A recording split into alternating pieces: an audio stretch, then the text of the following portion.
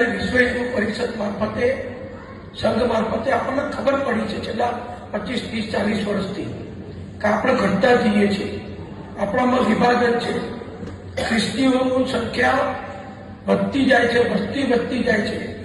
મુસલમાનો વળી એક જુદો વિષય છે. ખ્રિસ્તી અને મુસલમાનના વિષયને બહુ સીધો સંપર્ક કરવાની, જોડવાની બહુ જરૂર નથી. બે અલગ વિષય છે.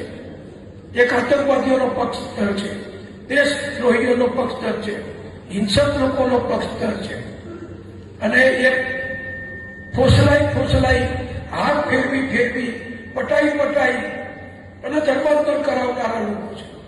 બેનું લક્ષ્ય તો એક જ છે કે હિન્દુઓ ઓછા કરવા, હિન્દુ ધર્મ ઉપર આપણે વર્ચસ્વ જમાવવું. આ વર્ચસ્વ જમાવવા ક્રિશ્ચિયન મિશનરી એ બહુ સિફતપૂર્વક, બહુ સલુકાઈથી એ ધર્મ પરિવર્તનનું કામ કરે છે. કપડા આપે, ભણાવે, દવાખાનું કરે, નિશાળ કરે, હોસ્ટેલો કરે, અને પેલા લોકો એમની રીતે હિંસક રીતે એક જ વાત કરી એમનું કામ કરે છે. એટલે બે પરિબળો સામે લડવાનું છે, પણ બે પરિબળો સામે લડવાની સ્ટ્રેટેજી મારી દ્રષ્ટિએ, હું બહુ મોટો અભ્યાસ ચિંતક નથી, પણ સામાન્ય બુદ્ધિથી કહું છું કે બેની સામે લડવાની આપણી સ્ટ્રેટેજી જુદી જુદી હોઈ શકે.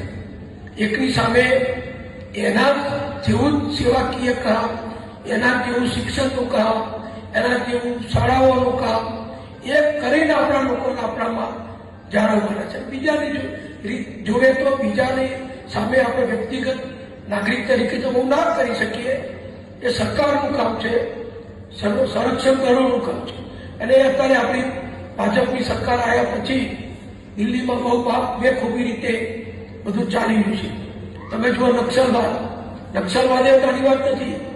છત્તીસગઢ, મધ્યપ્રદેશ, ઝારખંડ એ વિસ્તારો આદિવાસીઓમાં આ જ વાત છે કે આ આપણું પડાઈ લીધું, આપણું લઈ લીધું, આપણું છે. કોઈ વીજળી નહીં આવવા દેવાની, કારખાનું નહીં નાખવા દેવાનું, રોડ નહીં બનવા દેવાનું.